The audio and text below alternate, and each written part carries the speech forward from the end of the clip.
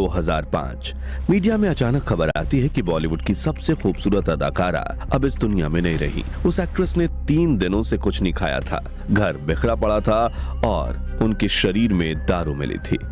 और जो उनकी हालत थी वो काफ़ी बॉडी डिकम्पोज हालत मिली थी। ऐसा लग रहा था कि कम से कम 1.5 से 2 दिन पहले उनकी मौत हुई हो। वो घर की हालत बहुत ही ख़राब थी, इन द सेंस की अस्त व्यस्त नहीं थी, लेकिन बहुत ही एक दयनीय स्थिति में थी, पूरी गंदगी फैली हुई थी। ये वो एक्ट्रेस थी जिन्होंने 70 के दशक में एक समय पर 55 फिल्में साइन की थी और वो 15 फिल्मों की शूटिंग एक साथ कर लेती थी। At the moment I've got about 55 films signed. I'm working on about 15. Sounds a bit much, doesn't it?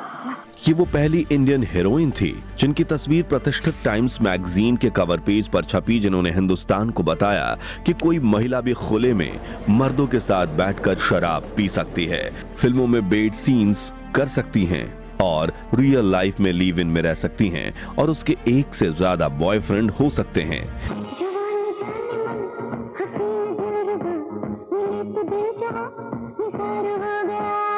मगर फिर उस एक्ट्रेस के साथ कुछ ऐसा हुआ कि वो अचानक फिल्म इंडस्ट्री से गायब हो गई। उन्होंने सदी के महानायक अमिताभ बच्चन को इंटरनेशनल गैंगस्टर कहते हुए इल्जाम लगाया कि वो उन्हें मरवाना चाहते हैं, और तो और संजय दत्त के लिए उन्होंने कहा कि वो एक आतंकवादी है और उनके पास इसके सबूत हैं। और समय के साथ उनकी दिमागी हालत इतनी खराब हो गई कि एक बार वो किसी के पीछे सड़क पर नग्न अवस्था में दौड़ पड़ी।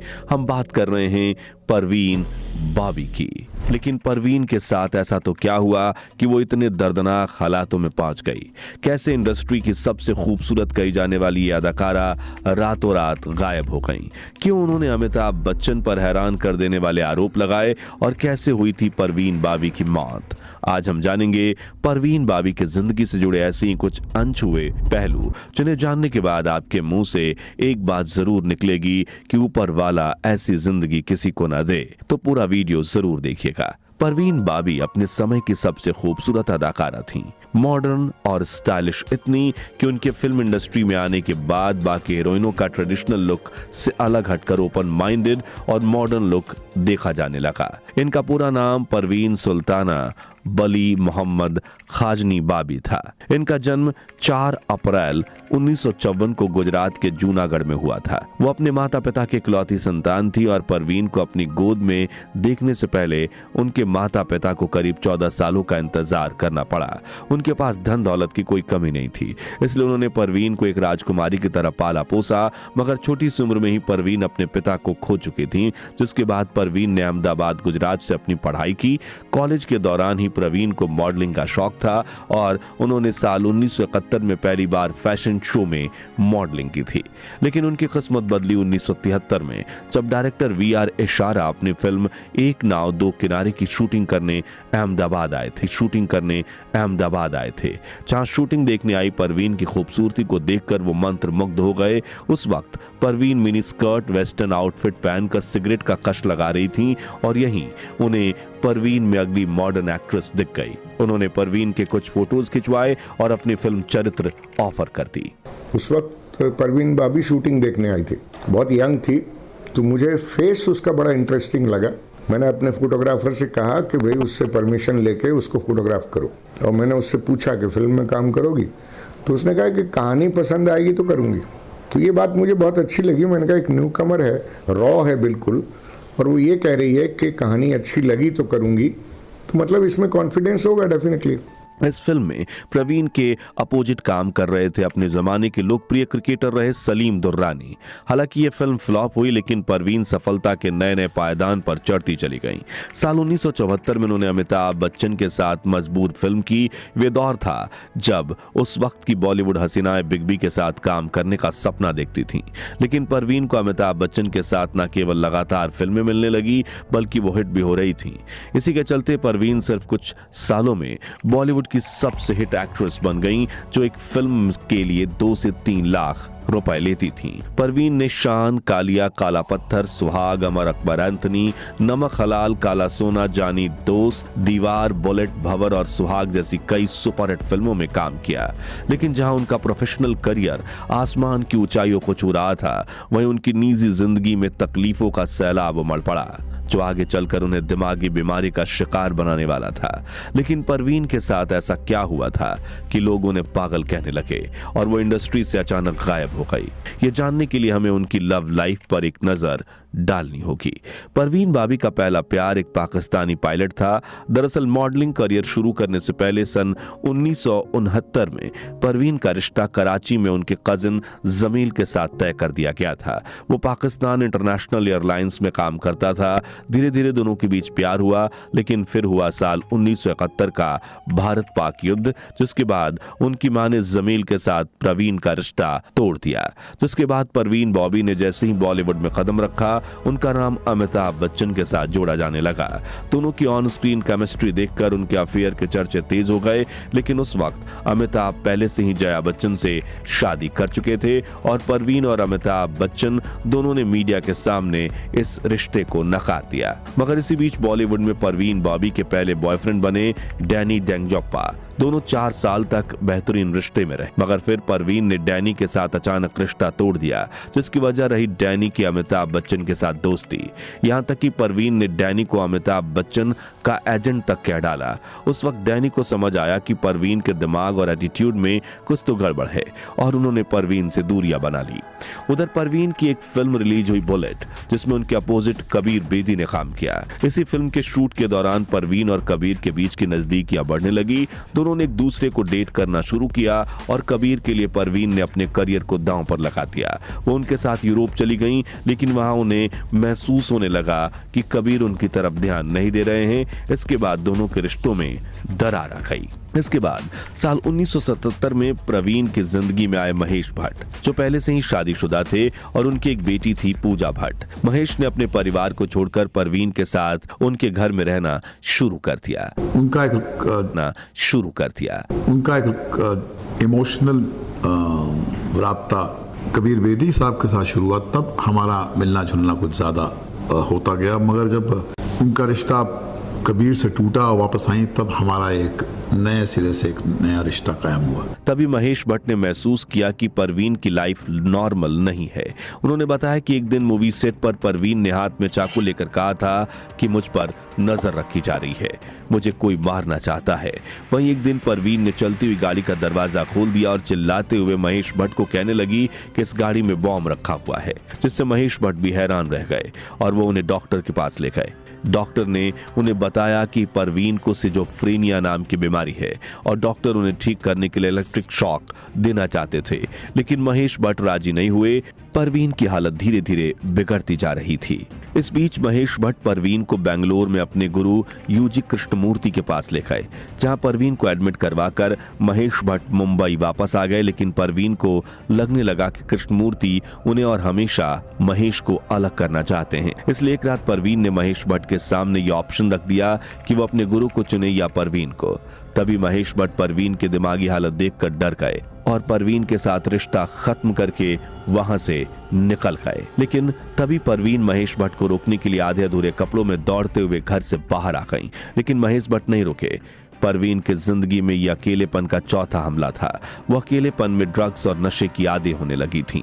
लेकिन दोस्तों, परवीन की दिमागी हालत खराब होना शुरू हुई थी करीब 10 साल पहले, यानी साल 1969 में, जब अहमदाबाद में सांप्रदायिक दंगे भड़क उठे थे। तब परवीन बॉबी की वार्डन ने उनकी सुरक्षा के लिए उन्हें बहुत सारे कंबलों और गद्दों के बीच छिपाकर एक ट्रक में अपने दोस्त के घर भेजा। उसी वक्त परवीन को पहला पैनिक अटैक आया था, जिसके बाद परवीन के जीवन में प्यार आया लेकिन टिका नहीं, जिस वजह से उनकी हालत बिगड़ती चली गई। 80 के दशक में परवीन महेश भट्ट से जुड़ा होने के दर्द को झेल रही थी। तभी महेश भट्ट ने परवीन के जीवन पर अर्थ नाम की फिल्म बना दी। कहा जाता है इससे परवीन बुरी तरह से टूट चुकी थी। और फिर आया 1983 का वो साल जब फिल्म से परवीन पूरी तरह से गायब हो गई। वो फिल्म इंडस्ट्री से रातों रात गायब हो गई। दरअसल उन्होंने यूजी कृष्णमूर्ति को अपना गुरु बना लिया और वो उनके साथ वर्ल्ड टूर पर चली गई। इसी दौरान एक हैरान करने वाला हादसा हुआ। तारीख थी 7 अप्रैल 1984। परवीन अमेरिका के जॉन एफ कैनेडी एयरपोर्ट पर उतरी और बाहर निकलने लगी, लेकिन एयरपोर्ट के कर्मचारियों को विश्वास नहीं हुआ कि ये भारत की मशहूर एक्ट्रेस परवीन बाबी हैं, क्योंकि तब तक उनका सिजोफ्रेनिया काफी बढ़ चुका था, मतलब उनके बिखरने की शुरुआत हो चुकी थी। इसलिए वो अपनी आइडेंटिटी प्रूफ नहीं कर पाई। तभी एयरपोर्ट अथॉरिटी ने उन्हें हथकड़ी लगाकर एक कमरे में बंद कर दिया। उस कमरे में पहले से 30 मानसिक रूप से बीमार पेशेंट रखे गए थे। जैसे ही ये खबर वहां के भारतीय दूतावास तक पहुंची, वो फटाक से वहां पहुंचे और उन्हें फ्री करवाया। उसी दौरान समय के साथ परवीन की मानसिक हालत बिगड़ती जा रही थी। हद तो तब हो गई जब परवीन ने मीडिया से ये कहा कि अमिताभ बच्चन उन्हें मरवाना चाहते हैं। 1989 में परवीन ने एक मैगजीन को इंटरव्यू देते हुए कहा, अमिताभ बच्चन एक सुपर इंटरनेशनल गैंगस्टर हैं। वो मेरी जान के पीछे पड़े हुए हैं। उनके गुंडों ने मुझे किडनैप कर लिया था। किडनैप करके मुझे एक आइलैंड पर रखा गया। उसी आइलैंड पर उन्होंने मेरी सर्जरी करके मेरे कान के नीचे एक चिप लगा दी। इस चिप की मदद से वो मुझ पर नजर रखना चाहते हैं। इस इंटरव्यू के दौरान उन्होंने कान के नीचे एक घाव भी दिखाया, जो देख लोग समझ गए कि परवीन की हालत सच में बहुत ज्यादा खराब हो गई है और उनके रिश्तेदारों तक ने उनसे दूरी बना ली। 90 के दशक की शुरुआत में काफी रिपोर्टर्स उनके घर इंटरव्यू लेने के लिए जाते थे। तभी परवीन उन्हें अपना खाना टेस्ट करवाती, ये जानने के लिए कि किसी ने उस खाने में जहर तो नहीं मिलाया। साथ ही अपने यहाँ काम करने वाले लोगों के बारे में कहती थी कि इन लोगों ने उनके मेकअप को खराब कर दिया है ताकि उनका चेहरा और स्किन खराब हो जाए। जब उनके घर बिजली जाती, वो कहने लगती कि इंटरनेशनल माफिया ने उन्हें हैरेस करने के लिए बिजली काट दी है। सभी जर्नलिस्ट उनकी नजर में अमिताभ बच्चन के एजेंट थे। अमिताभ को टीवी पर देखकर ही वो बौखला जाती थी। कहा जाता है कि परवीन की बीमारी को जेनेटिक भी माना जा सकता है। उनकी बीमारी उनके माता पिता से उनमें आई थी। अब वजह चाहे जो भी हो, साल 2000 परवीन की हालत इतनी बिगड़ चुकी थी कि वो हर किसी पर शक करती थी। इसी वजह से उनके सभी कर्मचारी काम छोड़कर भाग निकले थे। वे अपने घर में अकेली रहती थीं। उन्होंने संजय दत्त को लेकर कहा था कि उनके पास सबूत है कि संजय दत्त टेररिस्ट हैं। तभी अदालत ने उन्हें सबूत लेकर कोर्ट में आने को कहा था, लेकिन परवीन बाबी कभी कोर्ट नहीं गई, क्योंकि उन्हें इतना डर था कि अगर घर से बाहर निकलेंगी तो कोई उन्हें मार देगा। इसलिए वो अपने घर के दरवाजे के बाहर एक एनवेलप में पैसे रखती थीं, जिसे लेकर दूध और अंडे वाले उनके गेट के बाहर सामान रख जाते थे और जब बाहर कोई नहीं होता तभी वो दरवाजा खोलकर सामान उठाती। अपने आखिरी दिनों में उनकी हालत इतनी बिगड़ गई थी कि उन्होंने अपनी वसीयत में अपनी जमीन जायदाद मरे हुए रिश्तेदारों के नाम कर दी थी। फिर आया जनवरी 2005, जब परवीन बाबी ने 3 दिनों तक अपने घर के गेट के बाहर से अखबार और दूध नहीं उठाया। तब आसपास के लोगों ने पुलिस को खबर दी। पुलिस पहुंची और दरवाजा तोड़कर घर में घुसी तो पता चला कि एक युग का अंत हो चुका है।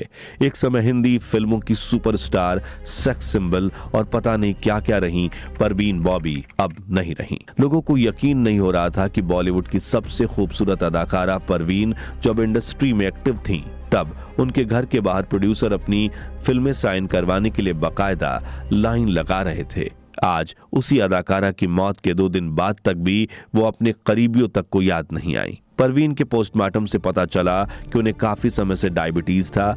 इसी वजह से उनकी पांव में गैंग्रीन हो गया था, यानी उनके एक पैर का मांस सड़ गया था और वो चल भी नहीं पा रही थीं। उन्हें अपने घर में घूमने के लिए व्हील चेयर की जरूरत पड़ती थी। उन्होंने मरने के 3 दिन पहले से कुछ भी नहीं खाया था। उनके पार्थिव शरीर में सिर्फ अल्कोहल की थोड़ी बहुत मात्रा पाई गई थी।